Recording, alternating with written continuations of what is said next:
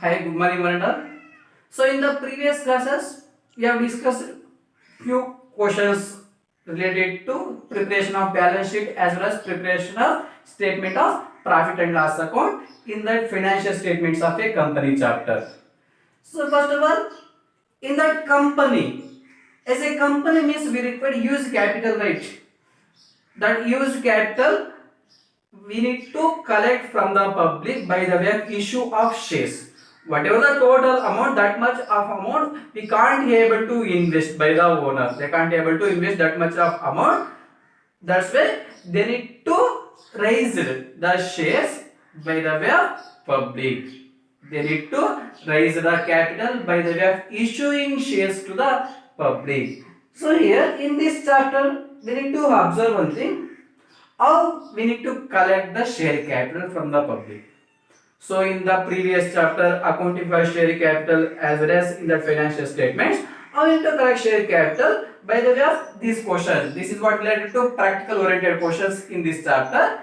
So how we need to prepare here, give the disclosure requirements pertaining is nothing but calculating to share capital in notes to accounts. Already notes to accounts we are prepared.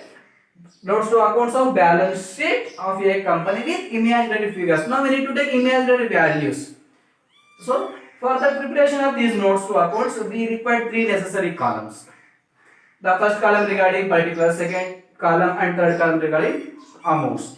So one column for particulars, next two columns for amounts. So in this account, the first one share capital. First of all, share capital. What is share here? Share. The maximum amount of capital is divided into smaller units. Each unit called is share, right? So in that shares, for the collection of share capital, we have different stages. Authorized capital, issued capital, paid up capital, called up capital. So all these are different phase or stages of collection of a share capital. So in this question, I will take some headlines only. Why? Because these were like only practical oriented questions, right? We need to take only 5 appropriate heads. The first one here, under the share capital, the first one authorized capital. What is that authorized capital? Authorized capital is the maximum amount of capital. It is authorized from the public by the way of issue of shares, right? So actually, in this company, 10,000 equity shares of rupees 100. Just we are taking examples. 10,000 equity shares. The value of each share should be 100 rupees. So 10,000 shares into 100 means 10,000 into 100 means 10 lakhs rupees. This is what maximum amount of capital. We require this much of capital. So totally 10 lakhs rupees. This is what total authorized capital in this business organization. This is what first stage. The second one, issued capital. Actually, out of 10,000 shares, how many shares they are issuing to the public? Actually, they are issuing 8,000 equity shares. 8,000 equity shares of rupees 100 each. So actually here 10,000 total available shares, but they are issuing only 8,000 shares to the public. Might be the remaining shares they are issuing to present employees, right? So the 8,000 shares they are issuing to the public. The value of each share should be 100 rupees. That means 8 lakhs rupees we need to receive from the public. So this is what second headline. The third one, subscribed and fully paid up capital. Actually, we are issuing 8,000 shares. How much shares amount completely received? The company has completely received means 7,500 equity shares of rupees 100 each fully paid up. Just we are taking values.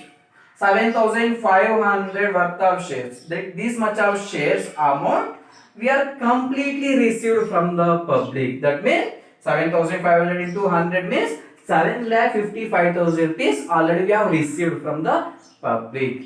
The total receivable amounts are 8 lakhs rupees. But as of now we have received only 7,50,000 rupees, right? The next stage, subscribed but not fully paid up. The public have subscribed the shares, but the amount they are not fully paid up. Completely they are not cleared. So here how much shares amount complete they are not paying means 300 equity shares of rupees 100 each. 300 equity shares of rupees 100 each fully called up.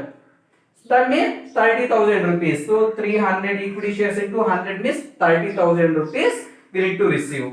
But calls in the next stage here, less calls in arrears. We are not receiving from the public. So how much amount we are not receiving?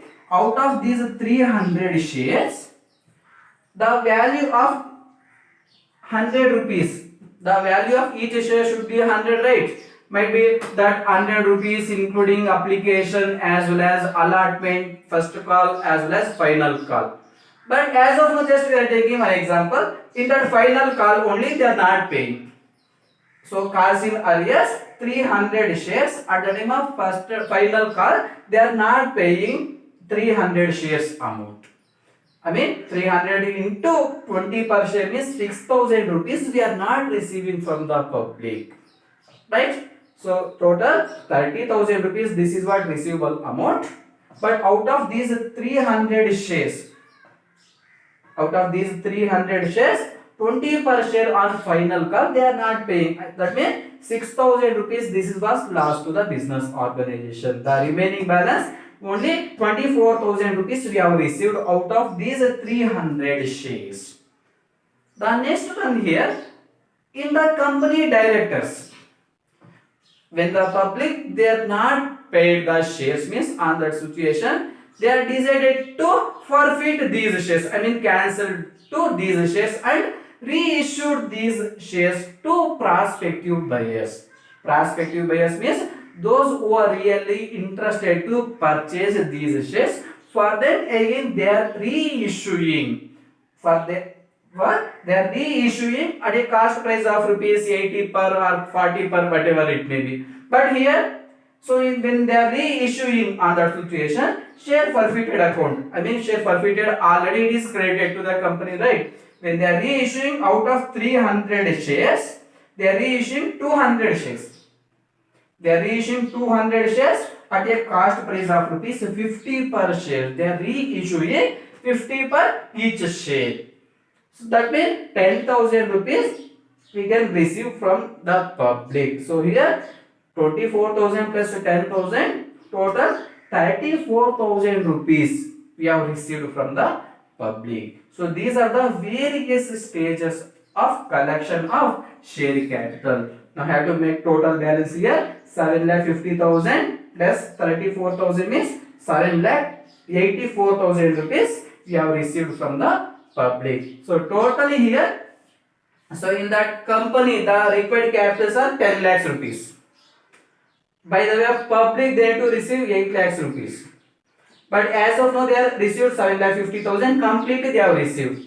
When they are reissuing on these shares, that situation again 34,000 rupees they have received. Totally 7,84,000 rupees. This much of share capital we have received from the public. So this is what different stages for the preparation of notes to accounts pertaining share capital. This is what related to practical oriented 5-mark question. So in this question just we have recorded imaginary values. We can record any values. So by the way of following these headlines. So in this chapter we have solved 6-mark questions related to balance sheet as well as statement of profit and loss account. And the same thing we have discussed 3 practical oriented questions. Preparation of balance sheet with imaginary figures on vertical format. And the same thing preparation of statement of profit and loss account with imaginary.